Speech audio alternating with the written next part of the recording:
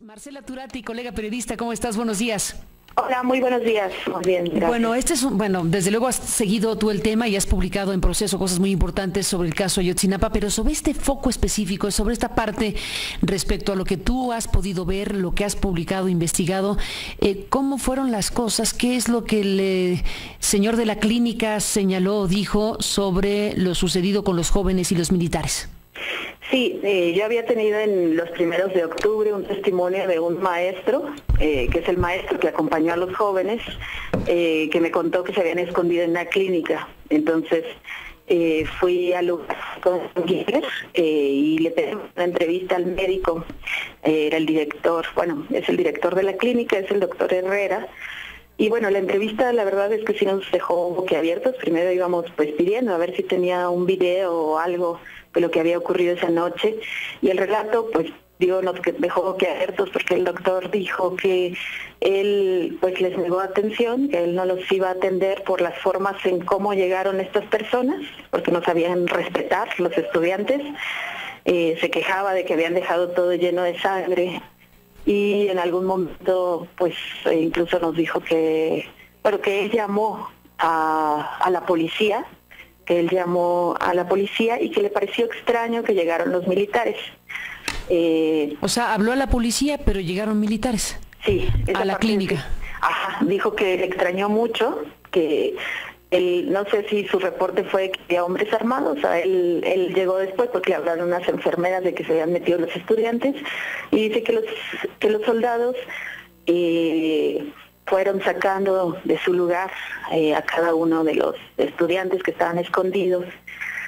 Este hombre dijo que, no sé, que fue muy dura la entrevista. Él dijo que si él hubiera sido militar no les hubiera tenido paciencia y que se portaron muy decentes los militares. El dueño de la clínica, bueno, ¿era el dueño o era el director de la clínica o la misma cosa? Es el director, no es el dueño. O sea, el director de la clínica te narró que efectivamente los estudiantes llegaron buscando refugio y buscando atención médica, que él reaccionó negativamente frente a una solicitud hecha así porque arribaron los muchachos, imagínate en qué contexto, y entonces lo que puedes aquí decir es que los militares efectivamente arribaron a la clínica y llegaron militares a pesar de que el director de la clínica habló a policías y llegaron militares y luego pues se llevaron a los muchachos. ¿Eso lo testifica? No, eso, no, incluso tampoco el maestro dice que se los hubieran llevado. ¿Y entonces qué pasó? Que los fueron sacando de sus escondites. Se los llevaron de ahí, los sacaron de ahí. No, los sacaron, los pusieron, o sea, los bajaron al primer piso, que le hablaron con ellos. Pero bueno, este médico incluso nos dijo que ojalá mataran a todos los estudiantes. O sea, es uno de los pobladores de Iguala, pues que piensa que los estudiantes la verdad son, no sé, o sea que tiene esa idea de que los estudiantes son, pues no sé, que son despreciables y que ojalá, nos dijo que ojalá a todos les hubiera pasado lo que les pasó a los 43. Entonces él estaba diciendo que los estudiantes y que los militares fueron muy decentes.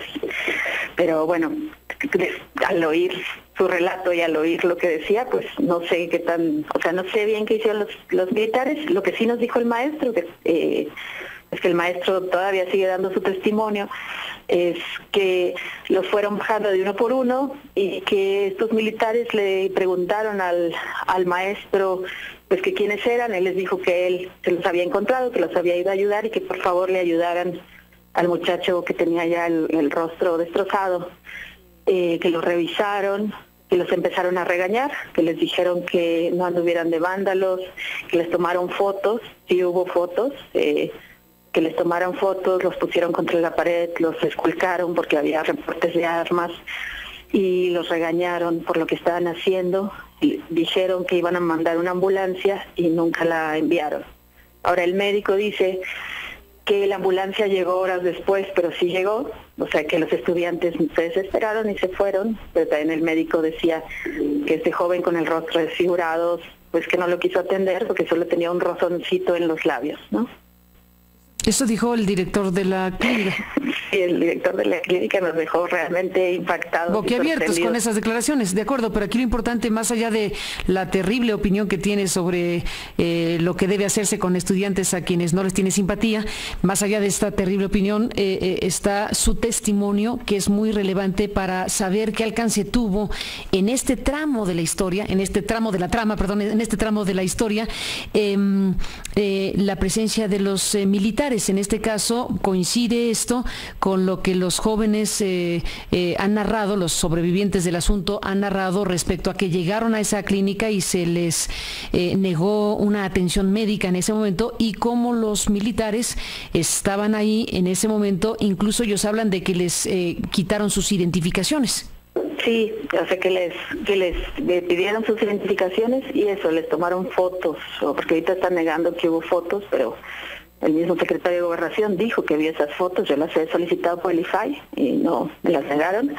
Entonces, supuestamente... Teóricamente, con esta narración o con esta información, el ejército debería tener en su poder fotografías e identificaciones de muchachos de Ayotzinapa, de estos muchachos.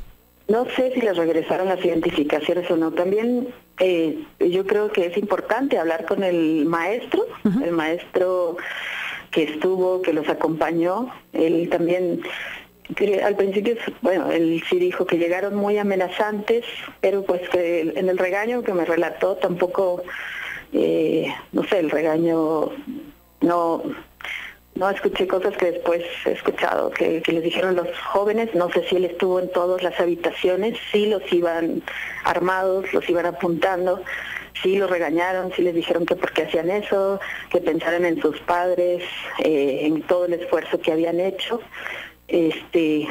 Pero a mí, cuando escucho el relato, creo que pues hubo diferentes momentos y no sé si él estuvo en todo. No sé, tampoco no puedo decir que les dijo que los iban a desaparecer. Esa parte yo cuando entrevisté no la escuché. ¿No escuchaste eso de quien estuvo ahí, por lo menos en una parte de la historia, y que efectivamente se van sumando dichos respecto a momentos específicos de esta historia? Y por lo pronto, Marcela, pues era muy importante escucharte, bueno, por todo lo que has hecho respecto al caso Ayotzinapa, pero este foco de atención sobre el momento de la clínica, para saber el alcance que tuvo precisamente la presencia de los militares a la llamada del director de la clínica para que le ayudaran los policías primero, aunque llegaron militares en lugar de los policías que había llamado el director de la clínica, y lo que estás narrando ahora. Sí, el maestro dice que los militares les dijeron, porque ellos habían atendido una llamada de allanamiento de morada, y entonces dijo, bueno, entonces son ustedes, dice, vamos a llamar a la policía municipal para que se los lleve. Y el maestro dice que les dijo, no, la policía nos va a matar, ellos son los que nos hicieron esto y ellos son los que nos están matando. Dice que en ese momento los militares pues como que se sorprendieron, salieron un rato a hablar entre ellos y luego regresaron, les dijeron que bueno, que todo estaba bien, que iban a llamar a una ambulancia, que esperaran ahí, y se retiraron. Los militares que estuvieron ahí también lo confirman los reporteros. Había reporteros, o sea, entre la primera balacera y la segunda, hubo reporteros. Pasó tanto tiempo que había reporteros desde Chilpancingo, que llegaron desde Chilpancingo, y les dio tiempo de ver la segunda acción. Estaban en una conferencia de prensa en ese momento, eran reporteros de Morelos, ¿no? Y ellos relatan también, los reporteros de Chilpancingo, que en otro momento, cuando estaban los cadáveres y todo, había militares pues en los alrededores, y que incluso uno de ellos le dijo a los militares que ayudaban a levantarlos, porque ya llevaban varias horas, y dijeron que no, que ellos no eran levantamuertos. Eso lo dice uno de los corresponsales que estaba ahí. Entonces los militares sí estuvieron por las calles. Hay otros testimonios, pero que yo no he podido todavía comprobar la fuente pues primaria, entonces por eso no se han publicado, pero de que estuvieron y de que el batallón está a 1,5 kilómetros y de que disparos como ese se pueden oír a 4 kilómetros, pues eso sí, o sea, eso sí es cierto, ¿no? O sea, los militares por lo menos sabían lo que estaba pasando. Además, el militar que estuvo junto a Barca sentado, que está la foto en el informe de gobierno, ¿no? Marcela Turati, gracias por tomarme la llamada y te pido que no perdamos la comunicación si no tienes inconveniente. Gracias por estar aquí esta mañana. No. Gracias, Marcela.